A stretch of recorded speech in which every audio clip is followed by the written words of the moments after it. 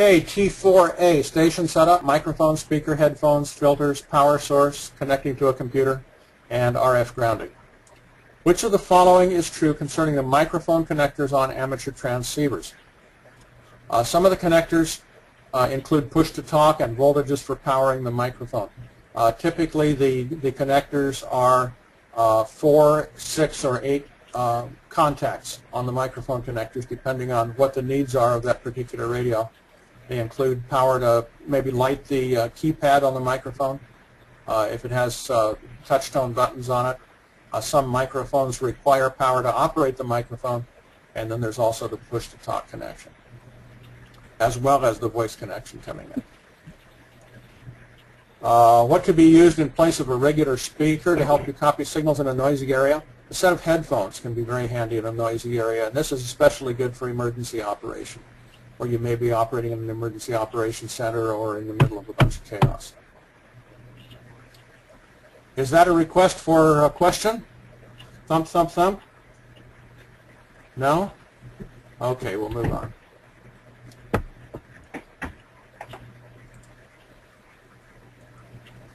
Which is a good reason to use a regulated power supply for communications equipment? The regulation of the power supply prevents voltage fluctuations from reaching sensitive circuits. A typical power supply used for a radio transceiver will put out about 13.8 volts, and you want that to be as stable as possible. You'd like it to stay within half a volt or so of that over wide changes in the amount of load that you're putting on the power supply. Your receiver might be drawing less than an amp, your transmitter might be drawing 20 amps.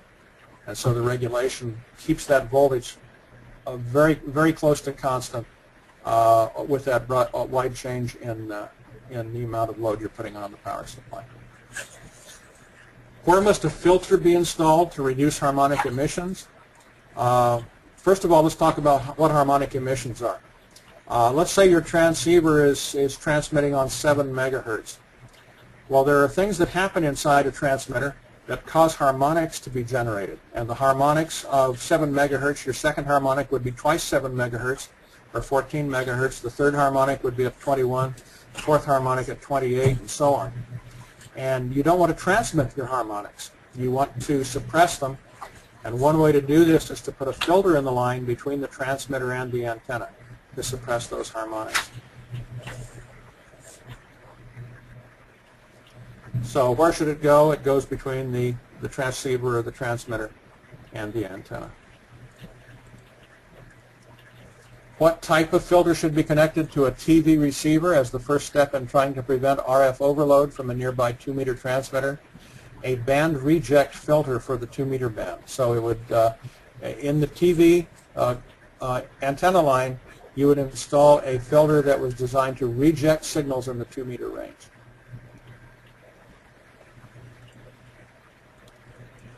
Which of the following would be connected between a transceiver and a computer in a packet radio station? It's called a terminal node controller, okay? And it's this box right here, or this box right here. Connects to the computer, or even just a dumb terminal. It doesn't even have to be a computer. It can just be a terminal without any CPU capability. Those, you don't see those much anymore, though. And then your terminal node controller, and then it generates all of the packet radio characteristics in here and sends them to the radio, and then receives a signal back from the radio also. Okay. What I was mentioning earlier about using the sound card for packet is what is addressed here. How is the computer sound card used when conducting digital communications using a computer? The sound card provides audio to the microphone input and converts received audio to digital form. And that's all done inside the computer when you're using the sound card option. It's done with the sound card and with software. Any questions on that? That was an earlier question that was asked. I think that was Tad. Was that? Did that take care of your question? Thank you. Yeah. Okay. Yes, thank you. You're welcome. Which type of conductor is best to use for RF grounding. A flat strap conductor works best, and there are several examples here. This is just flat strip copper that could be used to ground your equipment. This is a flat braided conductor. You'll often see these in cars, connecting the engine block to the car chassis and so on for grounding. But the flat strap conductor is the best. Which would you use to reduce RF current flowing on the shield of an audio cable? You would use a ferrite choke, and I've put in here several examples of ferrite chokes. They can come in a lot of different shapes. What ferrite is a ceramic material that has powdered iron in the ceramic material. And that powdered iron will suppress radio frequency energy on the outside of the cable. Here you see one that's been applied to this cable. The cable's been brought into it, wrapped around it once, and brought out again. And so that serves to suppress any radio frequency energy on there.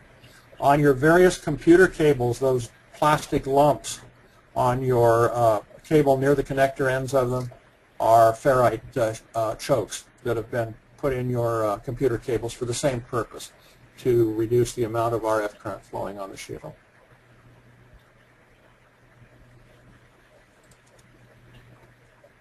What's the source of a high-pitched whine that varies with engine speed and a mobile transceiver's receive audio? It's the alternator. If you have a whine that changes with the engine speed, you can hear that. It may not just be in the receive audio either. My wife's car puts it in the transmit audio, and I can tell whether she's driving or sitting still just by the whine in the transmission when she's talking to me. But it's not objectionable. It's pretty low level. It can be a sign of an alternator problem, however. If you have a bad diode in your alternator, it can be worse, and I probably should have this checked out to see. Where should a mobile transceiver's power negative connection should be made? It should be made at the battery or the engine block ground strap. This is out of an equipment manual for installing a mobile transceiver in a car.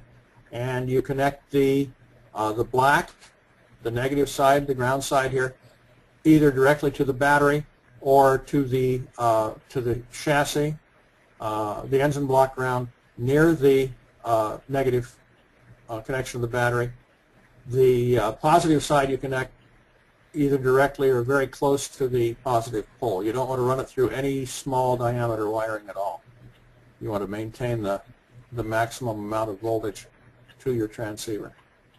And they typically come with a fuse in both the plus and minus side of the power cord. Connect direct to the battery if you can, or very close to it, and then to the transceiver. So at the battery or engine block ground strap.